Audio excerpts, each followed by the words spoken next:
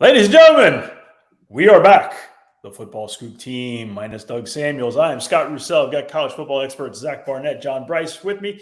Today, this is not a usual podcast. We're going big. We're going Football Scoops. One bold prediction. Each writer gets one prediction. Nothing more, nothing less. They have to be fantastic. They can't be soft.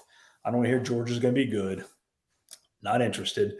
I want to hear something wild like Scott Roussel did when he basically predicted Notre Dame. Man, you don't want to hear about all this in 2018 with my amazing former selections. We won't talk about last year as well. Bryce almost nailed last year. John, JB, give me last year's recap from your end, how you remember it. I remember it that I said Oregon would go into the horseshoe in an early season showdown, beat the Buckeyes, and go to the college football playoff. They went into the horseshoe. They dominated that game and led wire to wire, basically, won the contest, were positioned for the CFP, and then got absolutely ran over and physically manhandled by Utah in the Pac-12 championship game. But I will say, in my first year as a Football Scoop bold prediction participant, mine stayed alive longer than any other. Ultimately, we all died, but mine stayed alive. Hold on. So my recollection's a little clouded because I've been doing this for like 13 years, 14 years. I think last year I had Matt Campbell would pass on NFL overtures and remain in college football. So I think I nailed mine. Now, there might have been another part where I said they were going to win the college football championship. But that's irrelevant, John. I was right. And didn't you say he would sign a 100-year contract or something like that?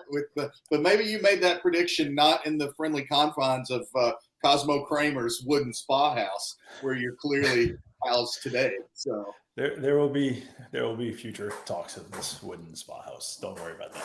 All right, let's jump straight to the bold predictions. Doug Samuels is undefeated as a high school football coach this season. Hence, he has to stay off the pod, off the camera, all those good fun things. So we didn't let him on today. Zach, do you want to explain to us what Doug Samuels' one bold prediction was? Yeah, so before I read what he had, keep in mind that Doug wins our picks, our annual picks contest more often than not. His logic is usually sound. He can cut through the clutter and see what's really going on. So before I read this, just know that. Now, Doug has Nebraska winning out and winning the Big Ten West. Now, I'll read what he's written here. We did say bold predictions, right? I'm going out on a limb and saying the Huskers knock off Oklahoma the weekend before Scott Frost's buyout drops in half, and then collect back-to-back ranked wins over Wisconsin and Michigan later in the season and finishes the year in the top 10. Outside of those ranked games, Nebraska's schedule is pretty favorable with trips to Rutgers, Purdue, Michigan, and Iowa. I wouldn't say a trip to Iowa is favorable for Nebraska, but here or there. And then Indiana, Illinois, Minnesota, and Wisconsin at home. I think Frost's ability to get things turned around when it's clear he's coaching for his job will spark a reworked and likely controversial contract that the Huskers announced before they're eventually blown out in the Big Ten title game by a college football playoff-bound Ohio State squad. Now, if that happens to a T, Nebraska fans will be furious, and it would be glorious to see it happen. Okay, first of all, I have to applaud Doug for going bold. I mean, he win out. That's ridiculously bold. And I love him for doing that. I also absolutely love the comeback with he signs the extension and then they get run out of the house. But oh my goodness. That's more fun than what I got. That of all of them, if I could pick one to happen that would just be best for content, it would be that one. He went complete Charlie Brown and held the football out there like Lucy, and then bam, yanked it right away from those Huskers right at the last moment. Kudos, Doug. Sure is fun. Good job. All right, I'm going next because mine's kind of close given the good fun that happened at the end of last week. So Auburn dismisses Alan Green, their athletic director. Technically, I think he's stepping away, whatever. It just was told to him it wasn't going to work out. So Auburn powers that be, meddlers, whatever you want to call them, those who can never be happy, they decided leadership change needed to happen. It happens. I mean, you couldn't have done that at a worse possible time than, leading into week 1 of your college football season with a coach who was already in such a precariously bizarre position. They tried to ouster him last year, didn't work. And now what? Hopefully the football team is basically says, hey, we don't care about this. We're just going to go win games. But the head coach, in the back of his mind, and he can be as tunnel vision as possible, but he's got the specter of a new AD coming in who he doesn't know. And it's awkward. It's unfortunate. It's just wrong, honestly. So, Scott Russell's bold prediction. Auburn wins 10 games, maybe plus. Auburn goes into Bryant-Denny, 10 dubs already on the board. We'll see what happens in Alabama. I'm just telling you, if Auburn wins, especially if they win either in epic or in running away fashion, Brian Harsin on his players' shoulders, carried out of the stadium, legend. It will be fantastic. That is Scott's one bold prediction. Okay, so I have Auburn's schedule in front of me right now. Let's go through this one game by game. Mercer. All right, that's a dub. San Jose State. No, this is going to be controversial, but that's a dub. But that's a more challenging game than Penn State. Okay, Penn State, dub. Next, open SEC play with Mizzou at home. That's a win. I don't know what to tell you. It's a dub. They got LSU. It's a dub. LSU at home. Okay, October 8th at Georgia. Yeah, that's going to be a tough one. I'm going to say I'm not sure they're going to win that game. It's also a bold prediction. I'm still not sure they're going to win that game. I'm not counting that one in my 10. Okay, at Ole Miss. Heck of a ball game. They got to get themselves right after getting beat up by Georgia. If they get themselves on track there, they get Arkansas coming back home, right? They're back at Auburn for Arkansas. After bye week, they get Arkansas. Yeah, so they're feeling good and healthy. So they got their last 3 before the Iron Bowl. They got to go to Mississippi State. Who knows how that one will go? If they're hot, if they're at Scott Russell level at that point, they only have 1 loss, and they got Jimbo coming to town. They shock Jimbo. They close Western Kentucky. Who knows what that is at that time? Western Kentucky might be in a position to score 70. They might score 7. No one really knows at that point. But if they won all the rest, they're going to get Western Kentucky too. So then they walk into Bryant-Denny, big swag, big tiger, things swagging around. They're feeling pretty good about themselves. It's one bold prediction, boys. Let's go. Let's see it happen. That's all right. Sign me up. I want this to happen as well. Sign me up. So wait. Since it's bold prediction, he gets carried off the field on players' shoulders. Does he ever coach another game? I didn't want to go there because you never know. It's Auburn. Yeah, exactly. They were less than unified on chasing off Gus Malzahn, which is when Alan Green first fully learned how unfairly the landscape was set up for him down there on the most dysfunctional village on the plains. How much money did they pay Gus to go away? Was it $35 million? I thought it was like 47 or something. It's just the best part, Zach, was that within 60 days of his termination, 50% of it was due in cash. Yeah, 50%. Well, this was not, we're going to pay you this exorbitant sum to go away, but it's going to take 10 years like Notre Dame did Charlie Weiss. This was, you get millions upon millions of dollars within 60 days. I mean, look at Auburn's history. Tuberville. Auburn. We need a T-shirt. Auburn gonna Auburn. Tuberville had an undefeated season. They tried to run him off. That was like 07, right? That was before Nick really had it roll. He was beating Alabama every year, and they wanted him gone. Chizik won the title. He was gone 2 years later. Gus nearly won a title and was on the hot seat pretty much every year after that. So it would be the most Auburn thing to go 11-1, and then by 2024 they'll be trying to get Harsin out of there. They live to fire coaches at Auburn.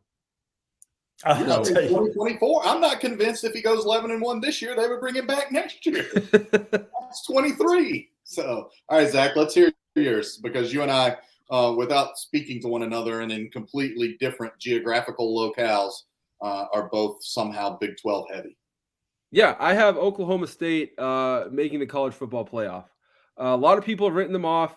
I surveyed all the name brand sites. Not one person that I saw had the Pokes in the playoff. I mean, every year we tell ourselves, well, there's going to be one team that nobody sees coming, and then everybody picks Ohio State, Alabama, Georgia, and then their wild card is Utah, that's going to start the year at number 7. Usually, there's a team from outside the top 10, and this year it's going to be Oklahoma State. They have 20. They bring back 20 dudes that are upperclassmen. They bring back a 5th-year quarterback, Spencer Sanders.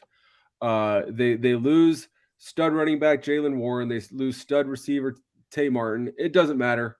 They have stud running backs, stud receivers every year. They lost Jim Knowles, but they bring back the rest of their defensive staff. They're going to sweep through a weak non-conference schedule. They're going to win in Norman.